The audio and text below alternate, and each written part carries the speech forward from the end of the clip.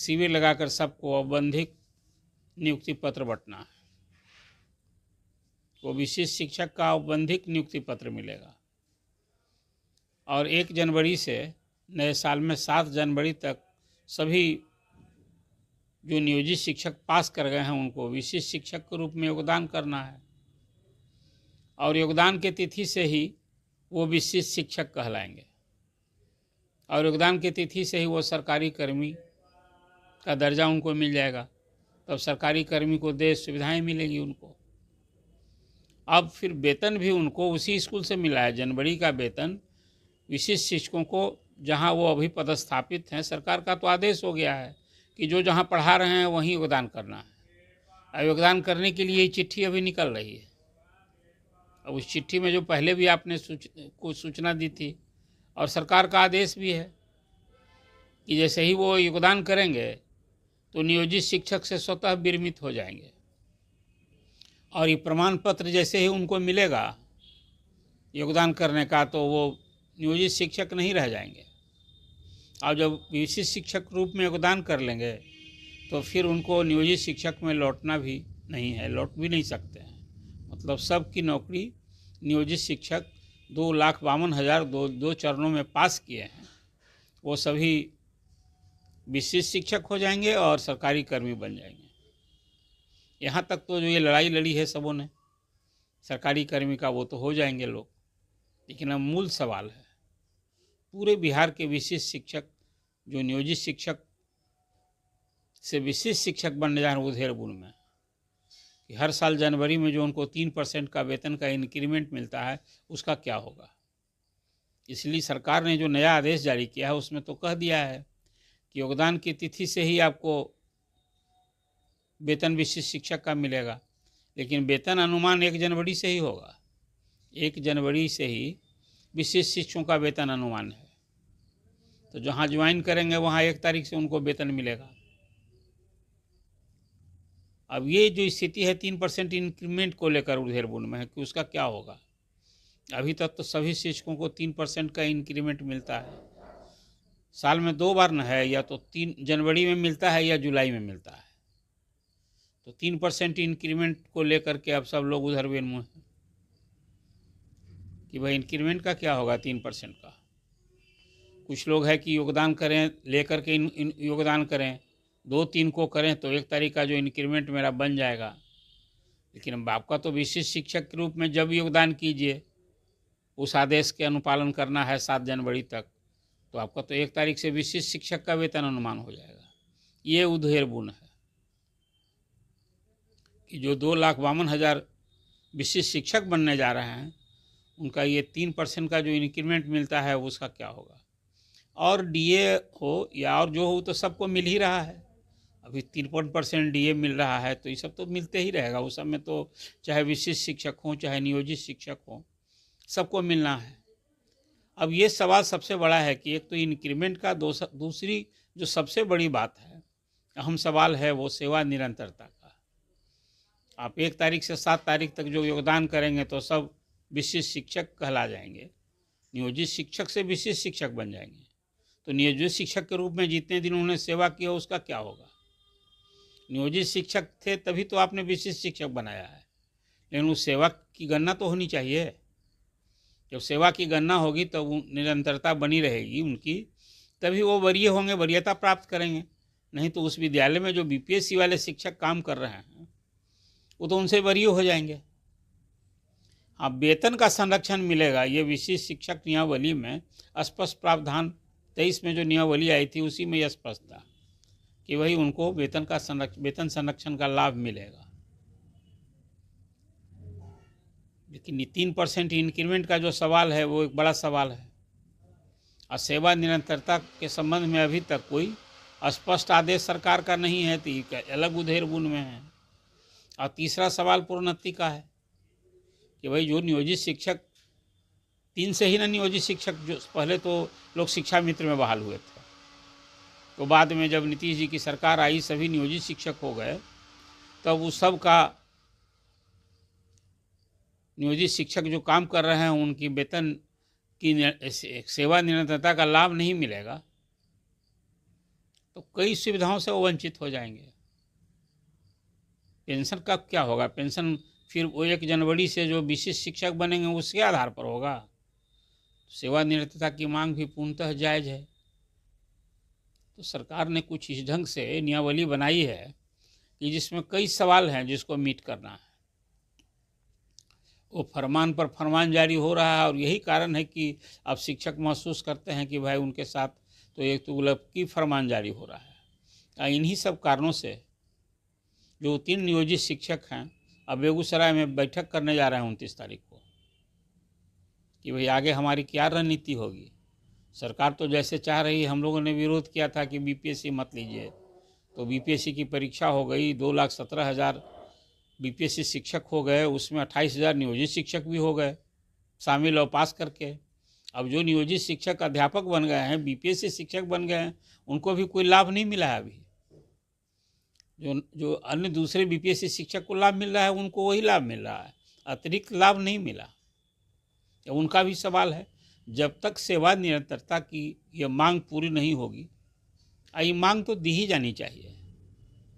ये सरकार की भला ये सोच है, जो लोग लड़ाई लड़ी आपने सरकारी कर्मी बना दिया और एक ही आप कह रहे हैं कि सभी पंचायत निकाय और नगर निकाय के अधीन थे, आप अब सरकार के अधीन हुए हैं तो आप पर उसी अनुरूप होगा। अरे भाई साहब, पंचायत और नगर निकाय में भी उसके नियुक्ति के नियम किसने बनाए? आप सारे नगर निकायों को और पंचायत निकायों को शिक्षकों के लिए वेतन दे रहे थे तो सरकार ही दे रही थी और उसका सब कुछ मिला के कंट्रोलिंग ऑफिसर अंतर तो विभाग ही था। तो फिर जब सरकारी कर्मी बना रहे हैं तब फिर ये कह रहे हैं कि नहीं नहीं, नियोजित शिक्षक तो नियोजन इकाई उनकी भिन्न थी, पंचायत निकाय था, नगर निकाय था, अब न बने हैं। बिल्कुल अन्यायपूर्ण ये दृष्टिकोण मैं मानता हूँ। सरकार सब कुछ भला करके भी क्यों इस तरह का अप्रोच रख रही है, हैरानी की बात है। देखिए, चुनाव का साल है, ये बात मैं बार बार दोहराता रहता हूँ कि ये 2.5 लाख शिक्षक 2,52,000 अभी विशिष्ट शिक्षक की समस्या को लेकर चर्चा कर रहे हैं। तो इस 2.5 लाख शिक्षक 2,52,000 शिक्षक नहीं, शिक्षक परिवार हैं, इसको मत भूलिए। आपको याद होगा 2021 में अप्रैल से नीतीश कुमार ने शिक्षकों के वेतन में 15% बढ़ोतरी की घोषणा की थी। बाद में चलिए एक वेतनमान आया, सबके लिए नियत वेतन और प्लस फिर 3% का इंक्रीमेंट, यही न चल रहा है। तो अब सवाल है कि फिर सबकी निगाह टिकी है कि भाई चुनाव का साल है, कुछ खास करके अलग कोई तोहफा फिर मिलेगा क्या, एक सवाल है। अभी तो सेवा निरंतरता ही सबसे बड़ी मांग है। आई 85,000 शिक्षक जो कोई परीक्षा भी नहीं दिए हैं या नहीं ही देना चाहते हैं, 2003 में, 5 में, 7 में जो खास करके लालू जी के समय में बहाल हुए शिक्षा मित्र, अब वो सभी प्राइमरी में जो बहाल हुए थे उनको लगभग 50,000 रुपया भी मिलता है। जो शिक्षा मित्र शुरू में बहाल हुए थे उनके लिए ये फ़ायदा तभी ना होगा। अभी जो विशिष्ट शिक्षक बन जाएंगे या कुछ लोग दिए भी होंगे तो उनको जब आप सेवा निरंतरता का लाभ नहीं दीजिएगा, वेतन संरक्षण नहीं दीजिएगा, तब तो अन्याय होगा।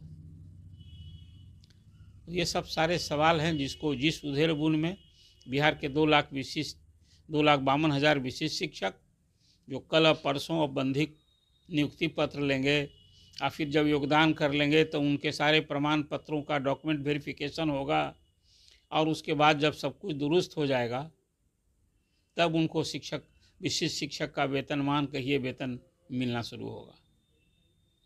अब देखिए इस डॉक्यूमेंट वेरिफिकेशन में कितने समय लगते हैं, ये जनवरी फरवरी पता नहीं, ये 2,52,000 शिक्षकों का अभी वेतन तभी मैसर होगा जब उनका डॉक्यूमेंट वेरिफिकेशन हो। ये सब नियमावली की बात मैं कर रहा हूँ, लेकिन एक सवाल अभी भी है कि भाई विशिष्ट शिक्षकों की सेवा निरंतरता का लाभ मिलना चाहिए। जो नियोजित शिक्षक बीपीएससी बन गए हैं उन्हें भी लाभ मिलना चाहिए। अब तो जो 3% इंक्रीमेंट का सवाल है वो तो सभी शिक्षकों को मिलना है, बीपीएससी के भी शिक्षकों को मिलना है। और नियोजित शिक्षक जो अभी 85,000 नहीं दिए हैं परीक्षा, उन्हें भी मिलना है। लेकिन ये विशिष्ट शिक्षकों के बारे में अभी जो है सबसे बड़ा सवाल है।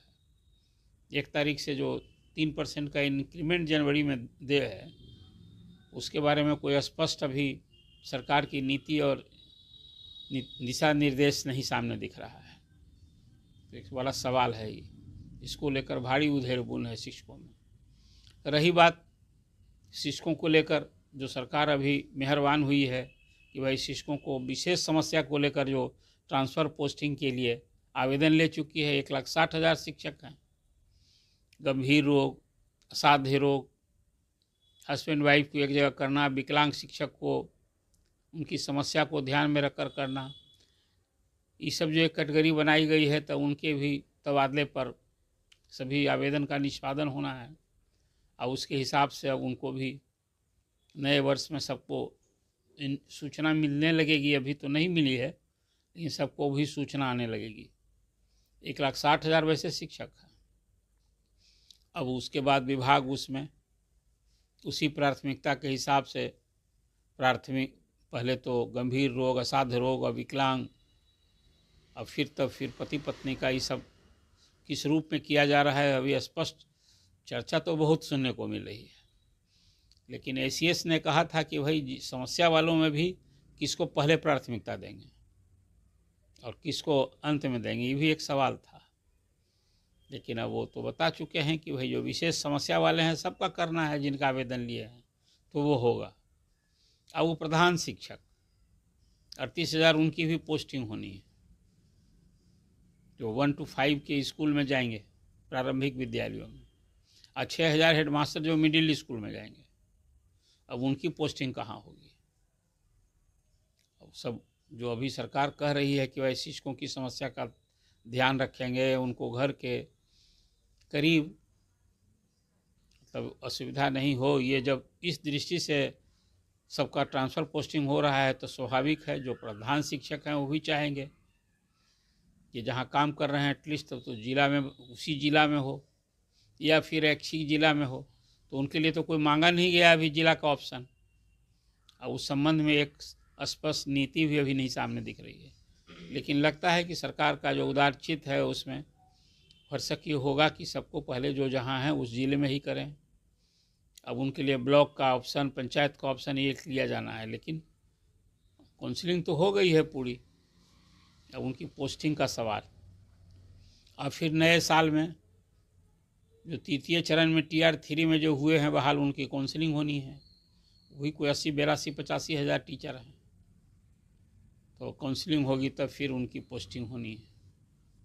कुल मिला जुला कर शिक्षा विभाग अभी ट्रांसफ़र, पोस्टिंग और फिर नई नियुक्ति इसमें उलझा है। अभी तो एक साथ 2,52,000, मतलब अब बजाबता हर स्कूल में जो 4 कैटेगरी शिक्षक की थी तभी तो कागज़ पर थे लोग, लेकिन बजाबता अब एक कैटेगरी विशिष्ट शिक्षकों की एक बड़ी जमात 2,52,000 फिलहाल।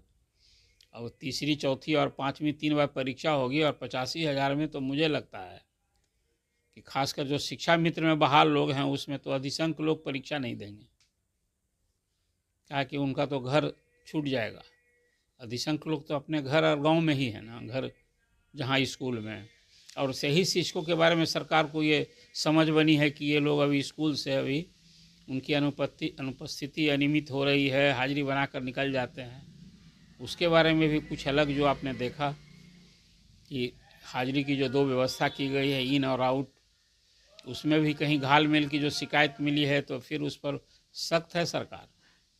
तो नए साल में इंस्पेक्शन का फिर वही दौर आने वाला है जो के पाठक के समय में हुआ था, और सारे जो इंस्पेक्शन करने वाले अधिकारी हैं अब उनको एंसरेबल बनाया गया है, इसलिए कि अब ACS सिद्धार्थ जो मोबाइल से हर दिन, हर वर्किंग डे को जो 10 स्कूल में फ़ोन करके स्कूल की तस्वीर जान रहे हैं, स्कूल की परिस्थिति स्थिति जान रहे हैं, तो कई नया फीडबैक मिल रहा है। तो उस पर तो कार्रवाई न होनी है। उसमें पहली सख्ती है कि जो शिक्षक गायब हो जाते हैं उनको पहले दुरुस्त करना है। तो अभी बिहार की खास करके शिक्षा जगत की जो चर्चा है, जो समस्या है, जो खासकर विशिष्ट शिक्षक बनने जा रहे हैं, 2,52,000 शिक्षकों में जो एक उधेड़-बुन की स्थिति है, क्या होगा? 3% इंक्रीमेंट का, सेवा निरंतरता का क्या होगा? और जितना साल काम किए हैं उनकी प्रोन्नति का क्या होगा? 12 साल में प्रोन्नति मिल जानी थी, हाई कोर्ट का आदेश भी और कई जिलों में मैं देख रहा हूँ, उस दिशा में कार्रवाई करने के लिए भी चिट्ठी लिखी जा रही है। लेकिन अब अंततः उस संबंध में भी सरकार को फैसला लेना है। अब तो नियोजित शिक्षक सब विशिष्ट शिक्षक हो गए, और जब विशिष्ट शिक्षक हो गए तो 8 साल के बाद प्रमोशन मिलना है। लेकिन जो पुरानी सेवा किए हैं, सेवा निरंतरता का जब लाभ मिलना है और मिलेगा, मिलना चाहिए भी, तो प्रोन्नति के भी वो हकदार हैं। कुल मिलाकर शिक्षकों की ये समस्या एक ही नए वर्ष में फ़ायदा है। ये 2,52,000 शिक्षक बीपीएससी शिक्षक की तरह सरकारी कर्मी होने जा रहे हैं। बाकी तो अब कई सुविधाओं के लिए अब ईपीएफ कटता था तो पीएफ कटेगा, लेकिन एनपीएस का जो लाभ मिलना है उसमें भी बड़ा सवाल है। सेवानिवृत्ति का लाभ मिलेगा तभी विशिष्ट शिक्षक को एहसास होगा कि उनकी ये लड़ाई, जो उन्होंने सरकारी कर्मी बनने की लड़ाई लड़ी, वो फलदायी रहा है। तो मूल सवाल यही है, सेवा निरंतरता और फिर प्रोन्नति, 3% इंक्रीमेंट। ये अभी 3 मुद्दे हैं खास करके सक्षमता उत्तीर्ण नियोजित शिक्षकों के सामने। इसी उधेड़-बुन में 1 तारीख से 7 तारीख तक योगदान करना है। अब देखिए, सरकार का ये अपेक्षा है शिक्षकों को कि भाई कोई एक स्पष्ट निर्देश आना चाहिए कि नहीं, 3% का लाभ जो दे है वो मिलेगा। काहे कि they all are serving teacher. आप नियोजित से विशिष्ट बना रहे हैं तो 3% का तो उनको इंक्रीमेंट मिलना ही चाहिए। तो इस संबंध में भी तो एक स्पष्ट सरकार के निर्देश अनुदेश की अपेक्षा करते हैं शिक्षक, जो ये उचित भी है। तो आपके सामने बिहार के शिक्षक की समस्या, सरकार से अपेक्षा और जो उनकी अभी स्थिति है, मनोदशा है, इसको लेकर आपके सामने एक बात और है अभी कि नए साल में तो अब खासकर विशिष्ट शिक्षकों की जो नियमावली में नया संशोधन हुआ है, ये आचरण संहिता और अनुशासन का पाठ, आप समझिए ये आपके लिए नया साल किस रूप में आया है। सरकारी कर्मी तो बन गए आप, लेकिन ज़रा आचरण संहिता और अनुशासन का जो सरकार नियमावली बनाई है उस पर भी आपको ध्यान देना होगा, अन्यथा ये नौकरशाही है, यह भी आपको समझना पड़ेगा। तो आपके सामने शिक्षकों को लेकर के जो अभी चर्चा की, आपको चर्चा कैसी लगी? आप ये मानते नहीं हैं क्या कि जो आपकी समस्या है, सरकार को समय रहते इस पर पहले ही उसका दृष्टिकोण सामने आना चाहिए, स्पष्ट निर्देश और दिशा निर्देश होना चाहिए कि भाई उन्हें 3% का इंक्रीमेंट भी मिलेगा और सेवा निरंतरता का लाभ